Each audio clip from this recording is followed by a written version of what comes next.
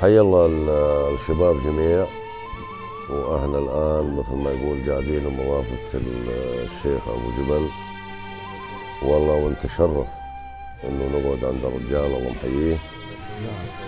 فتحضرني سالفة على اثر الكلام اللي تداولته الناس. كان في رجل صياد، وهالرجل مثل ما يقول حاله فقير، فيركب ويروح الرجال يتلكد عمله ويدور رزقته.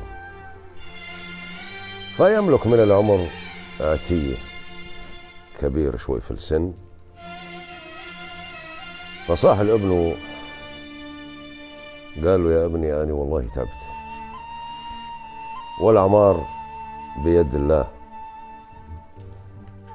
وأني يعني هيك متصور اني موات، لكن الاعمار بيد الله عز وجل. فقالوا راح اوصيك بثلاث. اي قالوا راح اوصيك بثلاث واتمنى انك ما تخالف بهن. قالوا تفضل يا ابو. قالوا اوصيك كل شيء باسم الدبيب تعينه، والحيوان والكذا الله عشان من يسمع، وكل شيء باسم الطير نحتاجك تعينه، إلا البني آدم لا تعينه، إلا البني آدم لا تعينه. فهذا شغلته أسبوع، مات الشايب. فتح العزاء الرجال، بعد العزاء دحج بهالزاوية، وإذ عدة أبوه، عدة الصيد اللي هي القصبة والسنارة والأمور، والجماعة فقراء. فقام الرجل شال عدة أبوه وراح لا يصطاد. فهو ماشي على الطريق بريف جبل، وإذ هالحية ماشي على ريف الجبل، وسالته من نص هالحية غليظة، تحت منها جذع شجرة شاقها بالنص، فإن مشت القدام تشق من ورا، والرجعت الورا تشق من قدام، ولا حول ولا قوة. فهو وقف يتفرج على الحية. الحية مرعبة والريف عالي. فقال: يا رب، أنا أبوي وصاني بثلاث وهذه واحدة منها. فقال: توكلنا على الله، وجاب هالخيالة تبعه وحطها تحت هالحية، وبدأ يرفع الحية من هين ومن هين، هي اشتا طلعها نزلها هيك، نزلت على خياله. فكمش طريقه باتجاه الرجعة ورجع على البيت. فنزل الحية وبدأ يعالج، فظل يعالجها مليح. طابت الحية، بالليل تسري وبالنهار ترجع عنده عمود بنص البيت، تلف على العمود وترجع. فبعد ما شافت الحية أرد الرجال اركب بخيالته وراح يدور رزقه. فبهالطريق هو ماشي، وإذ حر صقر على ترعه، فعلى مرمى الحجر ما طار الطير او ما طار الصقر. قرب على كمش الايد كمشه، يوم انقلب الصقر، واذا الصقر مكسوره جناحه من البط، ما يقوى على الطيران، ما يقدر يطير. فبرضه رجع على البيت وجبر الصقر وبدأ يعالجوا هيك، مشى حاله. يطير مسافة 4-5 أمتار ويرجع هيك، لا صار يقوى على الطيران. فكمش برضه مثل ما يقولون المصاروة العدة، وركب الخيانة وراح باتجاه الصيد. فهو ماشي وإذ بي غدير. الغدران تعرفون، الغدير جب مي. وإذ بي غدير، وهالغدير يطلع منه أصوات، يا أهل المروة، يا أهل الكذا، يا إلى آخره. فجه وقف هذا على الغدير، قالوا أنت اللي تصيح، أنت أنس اللجن يا أخي. قالوا لا والله أنس من بلاد هالناس، يعني مثل ما يقول هذه، والله هيك وقعني بهالغدير. فصفن هذا، قال أبوي وصاني ب3، 2 اشتغلتهن صح، وهذا الثالثة اللي قال لي البني آدم لا تعينه، وهذا بين الحياة والموت، يعني إن ما نشلته مات. فإن شاء الله يغفر لي ويكتبها بحسنات مثل ما يقول، أو بصحيفة أبوي.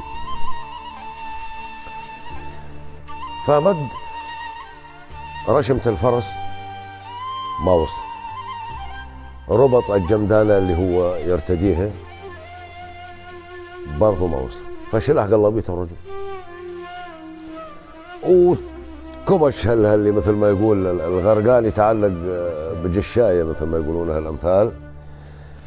فطلعوا، يوم اللي طلعوا هذا الرجل مكشم مهشم هيك مريض مضبوط يعني.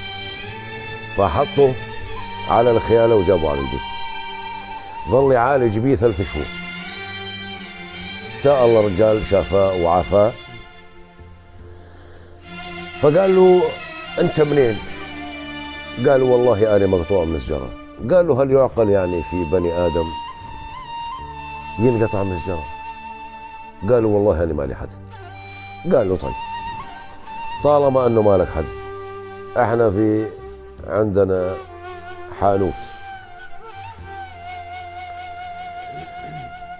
تشتغل بهالحانوت. طبعا الحانوت معروف لدى الناس اللي هو الدكان سابقا، حاليا قبل يقولوا له حانوت. فهذا قعد مثل ما قال مشت اموره. فاحد الايام الرجال يطلع على الصيد يجيب رزقه، فيسوون غدا. اي والله العمر.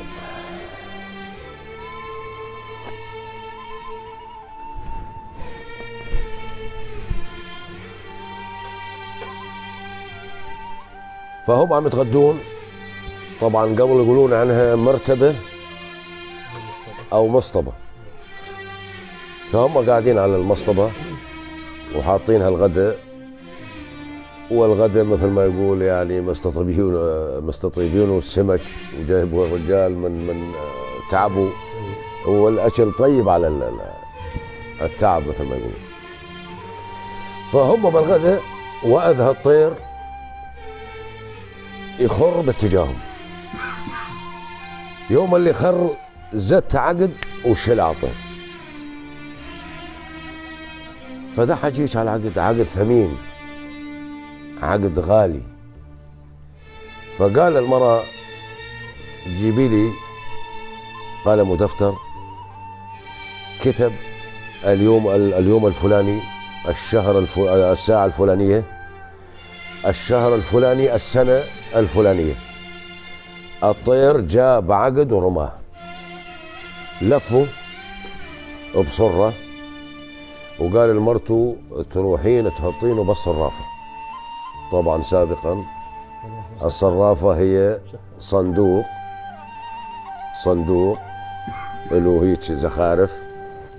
فقبل كانت النسوان يتجهزوا يقولون صرافة له رجول. الصرافة مثل هذه لما نسكر الغطاء أي غرض بها وتقفله، فيقولون أن هذه المنطقة صرافة. فقالت حطينه بالصرافة. طلع منادي ينادي اللي يلقى العقد لهدية الفلانية من ملك البلاد. مين يسمع؟ يسمع الرجال اللي انشلوا من الغدير وجابوا، فيكمش درب الرجال ويروح باتجاه المملكة. قالوا لهم بدي أواجه الملك. قالوا له الملك ما حد يواجهه إلا بخصوص العقد. طبعا العقد والهدية اللي يقول عنها الملك، البنت الملك، وبنت الملك تسبح في المسبح، فمو غايته العقد الملك، غايته اللي فات وشاف بنته بالمسبح. فهاي مزعلته كثير مثل ما يقول. فقال أنا جاي بخصوص العقد. قالوا له تفضل. فات قال له يا ملك ما عندي من الأخبار إلا فلان من الناس العقد عنده ومحطوط بالصرف. فالملك بعث الرجال تبعه، جابوا الرجال اللي عند الملك، فوتوه على غرفة التحقيق. في عنده ابن الملك بده يعلمه أمور التحقيق والأمور هذه، فقعد على كرسي وجابوا المدان لمقابله. فما شافوا الحية إلا فاتت